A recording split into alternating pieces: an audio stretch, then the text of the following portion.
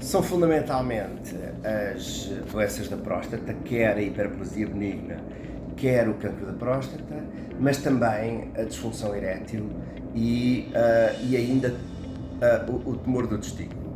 Habitualmente, nesta altura do ano, e um bocadinho no seguimento do que se passa em outubro com o cancro da mama, as três primeiras, ou seja, a hiperplasia da próstata, o cancro da próstata e a disfunção erétil, são aquelas que têm maior visibilidade, até porque são aquelas que são de longe as mais frequentes e quase que se diria que metade dos homens ou mais, a partir de determinada idade, de alguma maneira vão ter uma destas manifestações, sejam as mais benignas ou mesmo as mais malignas. De qualquer maneira, são todas doenças frequentíssimas e que são exclusivas do género do masculino, não é? Portanto, não é doenças do homem, são doenças masculinas. A próstata é um órgão sexual, fundamentalmente. Aliás, pode-se dizer que a próstata são dois órgãos.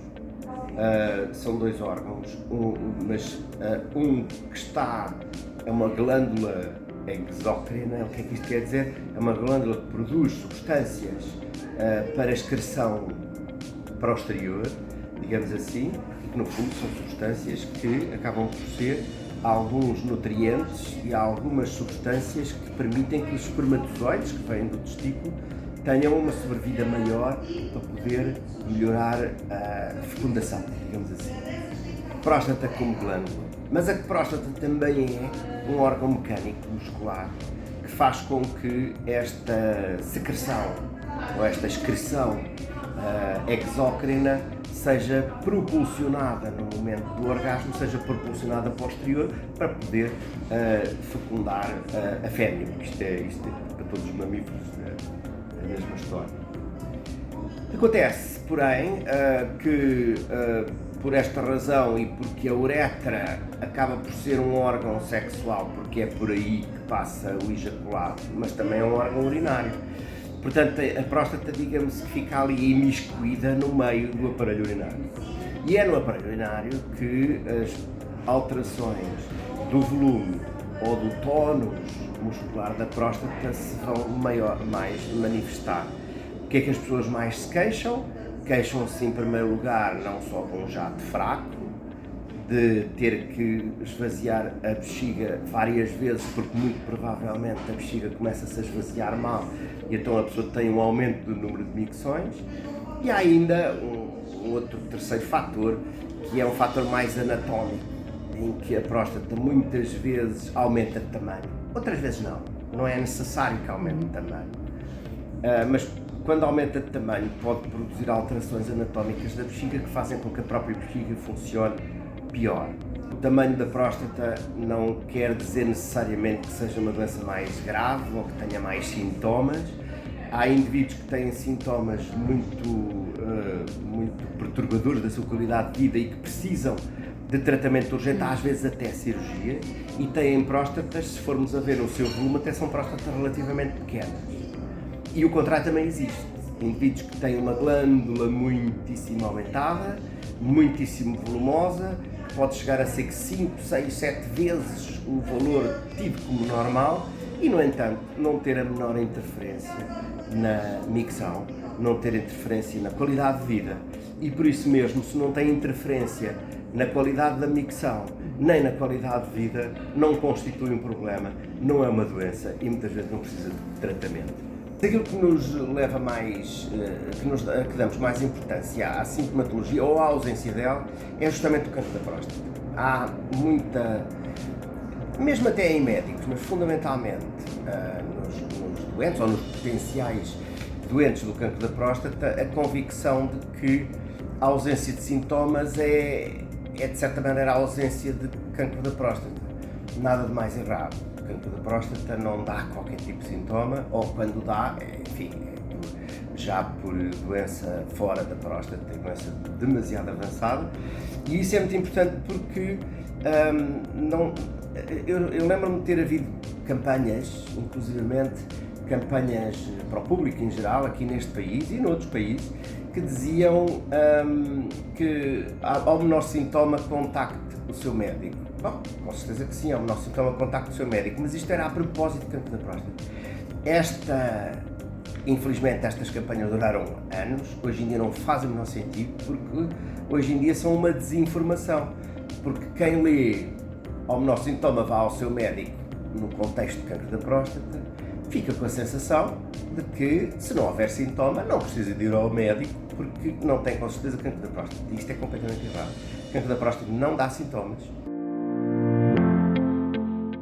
O cancro da próstata é uma doença frequentíssima, mas nem todos os doentes vão morrer pelo cancro da próstata. Ou seja, há versões, digamos assim, do cancro da próstata que são, entre aspas, benignas, ou seja, não vão constituir ameaça à vida, nem mesmo muito à qualidade de vida.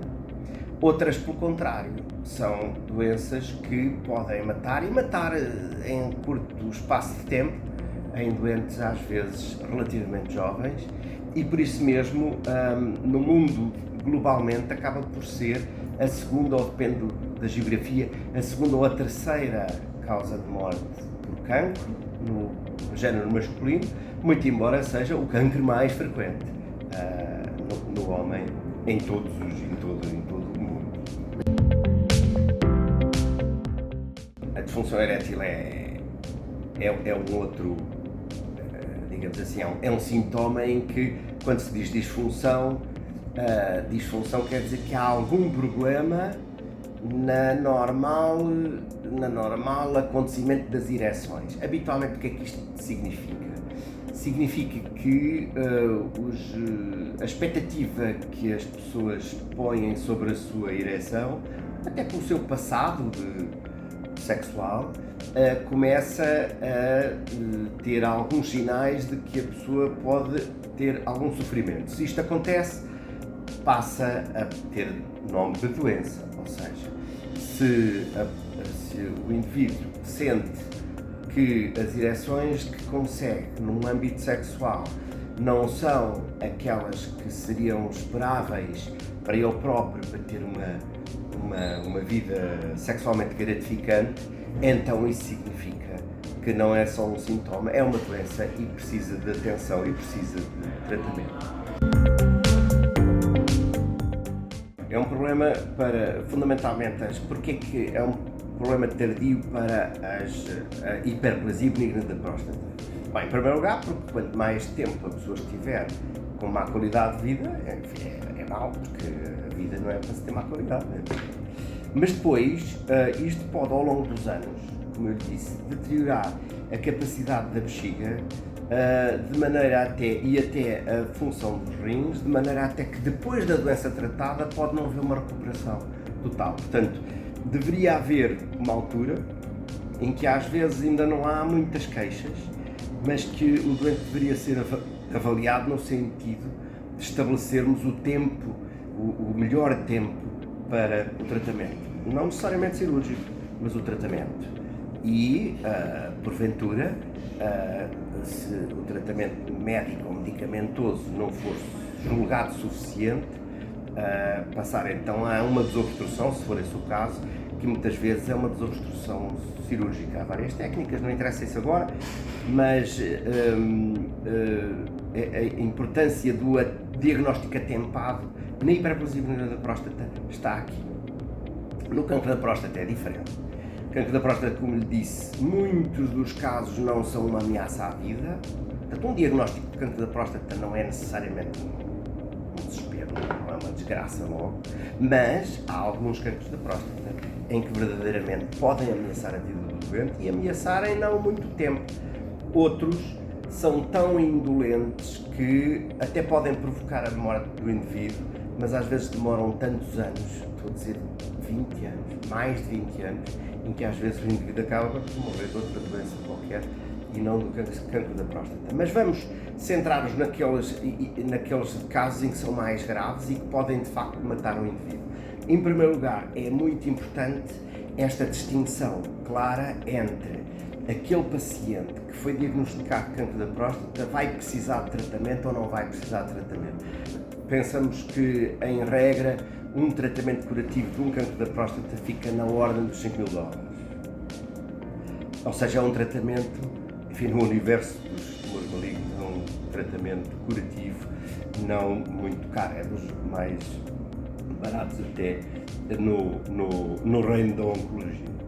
No entanto, com as terapêuticas que hoje em dia possuímos para lidar, não curar, mas lidar paliativamente com o cancro da próstata que já passou esta fase de cura, muitas vezes conseguem os doentes viver, às vezes com estes tratamentos, mais de 5, 6, 10 anos, às vezes até mais, 20 anos. Só que alguns tratamentos destes paliativos podem, em 10 anos, custar $200.000. Ou seja, não queria de alguma maneira deixar aqui a mensagem de que é importante o diagnóstico precoce, porque financeiramente é muito mais benéfico o tratamento curativo inicial do que o tratamento paliativo. Mas há pessoas que é a única linguagem que conhecem. No entanto, temos que nos centrar no nosso concidadão que pode vir a morrer de uma doença e que poderia ser curável e por isso mesmo deve ser diagnosticada o mais cedo possível.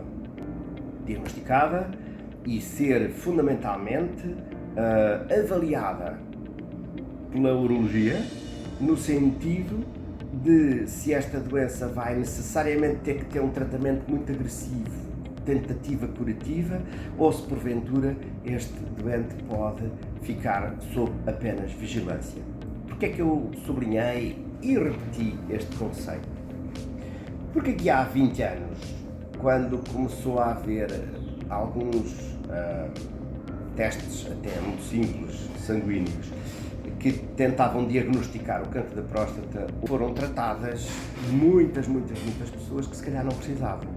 E deve-se dizer que este tratamento, muito embora, como eu lhe disse, o tratamento curativo não é assim muito caro, mas é caro em consequências, porque principalmente as cirurgias do cancro da próstata, outro tabu, não as da hiperplasia benigna da próstata, podem produzir de facto quer incontinência, quer a própria disfunção erétil, mas por mutilação cirúrgica.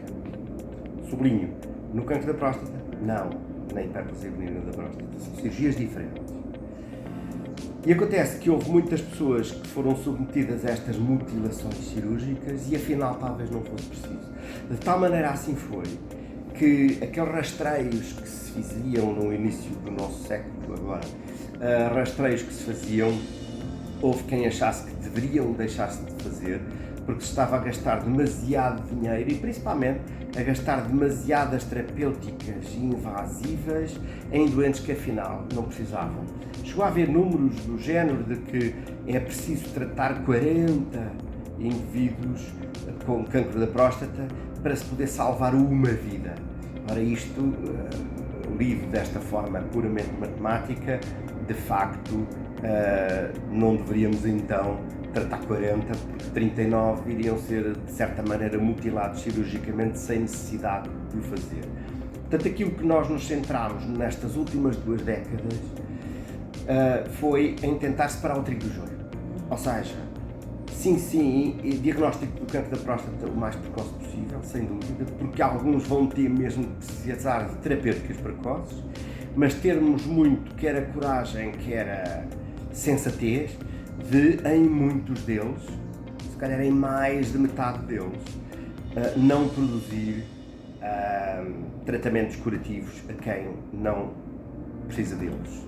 E por isso mesmo, hoje em dia, voltamos a pensar que faz sentido fazer diagnósticos precoces, mesmo rastreio, pelo menos em algumas populações, rastreio do cancro da próstata, desde que haja, depois do diagnóstico, a sensatez de não tratar. O cancro da próstata, o exame mais simples que nos alerta para a possibilidade de um cancro da próstata é uma análise sanguínea, que é o PSA. O PSA pode subir em muitas circunstâncias, mas tem um padrão de subida muito particular no cancro da próstata. É esse teste sanguíneo que nos leva a quem tem experiência de o analisar que nos leva a ir um bocadinho mais além no diagnóstico do cancro da próstata. Esse o mais além pode chegar a ser uma biópsia da próstata. Isso já é um bocadinho mais invasivo, mas em boa verdade o diagnóstico de cancro da próstata tem que ser feito por biópsia, por exame objetivo, digamos assim, por exame clínico do próprio doente e por essa análise do PSA. Há populações que nós sabemos que podem ter cancros da próstata muito mais precocemente do que outras. Sabe, o cancro da próstata não é uma doença, são provavelmente várias doenças com um perfil genético diferente. Sabemos que há famílias, há raças, há situações geográficas em que ele é mais prevalente e em que podem acontecer mais cedo. Para lhe dar uma ideia, os negros afro-americanos é aconselhado, por exemplo, começarem a pesquisar o seu cancro da próstata até abaixo dos 45 anos, tal como os brancos se tiverem uma carga familiar importante. Carga familiar não quer dizer que o pai e o avô e o tio tiveram cancro da próstata aos 80 anos. Já lhe digo um quarto ou quinto tabu importantíssimo. Não, são indivíduos cujo pai ou tio ou avô tiveram morte bem cedo produzida por cancro da próstata. Isto porque o cancro da próstata é quase universal a partir dos 75 anos de idade. Quer dizer, sabemos hoje em dia por estudos de autópsias de pessoas que morrem de outra causa qualquer, em que se fizer a análise da próstata de indivíduos com 75 anos, 75% deles, ou seja, 3/4, têm lá um foco de cancro da próstata e, no entanto, não morreram dele e nem iriam morrer dele. É possível, em cada vez mais casos, no início, quando a cirurgia era a próstata, era a cirurgia a extração total da próstata ou a radiação curativa da próstata, havia uma afecção, uma afecção muito clara dos nervos que produzem as ereções. Acontece que, como qualquer lesão nervosa, às vezes são reversíveis. O que muitas vezes acontecia é que os nervos até podiam recuperar a sua função, mas ao fim de muitos meses. E o tecido erétil, particularmente, o tecido erétil do pénis, não é? Particularmente a partir de certas idades, se não tiver aquele ciclo normal de preenchimento vascular, pode, por si só, deixar de funcionar, mesmo que depois os nervos acabem por retomar a sua função. Portanto, muitas vezes a disfunção erétil ficava permanente um bocadinho por causa deste ciclo vicioso. E percebendo isso, começámos desde cedo, nos indivíduos operados, a fazer uma espécie de reabilitação, até às vezes farmacológica, deste tecido erétil, para quando houvesse uma recuperação do seu tecido nervoso, digamos assim, não houvesse já um tecido erétil deteriorado. E com isso, e também com algum refinamento cirúrgico,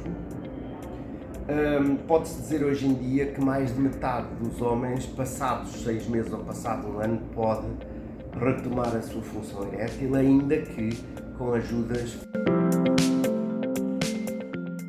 A menopausa etimologicamente quer dizer que subitamente deixou de haver menstruações. E aqui no homem não há nada de súbito, não é? Quer dizer, é evidente que nós sabemos que a produção de testosterona vai diminuindo ao longo da idade. Há algumas funções que são mediadas pela testosterona, que algumas nem sequer são sexuais, são funções até inflamatórias, musculares, tudo isso. Vão diminuindo ao longo da idade, mas não há um determinado momento, quase ali em todos os homens, que ali a partir entre aquela idade e aquela idade, em todos vai acontecer aquilo como acontece na mulher. Por isso mesmo, eu não gosto nada do termo andropausa, não o entendo muito bem e por isso mesmo não constitui uma doença. Acho que não deve ser usado esse termo para este normal envelhecimento das pessoas, que é como ter cabelos brancos e como ter rugas, não é?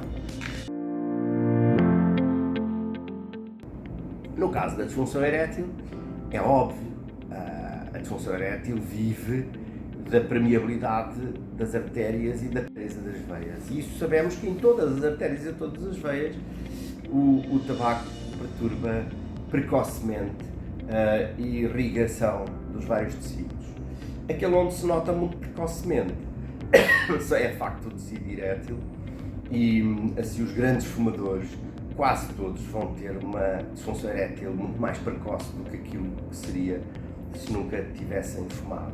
Já agora, se falarmos em tabaco, então também podemos falar nos outros fatores da doença vascular, nomeadamente a genética, o perfil lipídico, em que todas aquelas doenças que são causa cardiovascular para outras perturbações vasculares, como o infarto de miocárdio ou os acidentes vasculares cerebrais, são seguramente também causa precoce, de tal maneira que até pode ser um alerta de que há doença vascular. Não interessa a causa, se é tabagismo, se é perfil lipídico, se é genética, mas quer dizer que há doença vascular se virmos um indivíduo com uma disfunção erétil de causa fundamentalmente vascular. Portanto, nesse aspecto o tabagismo é muito importante no caso da disfunção erétil, no caso das outras doenças menos.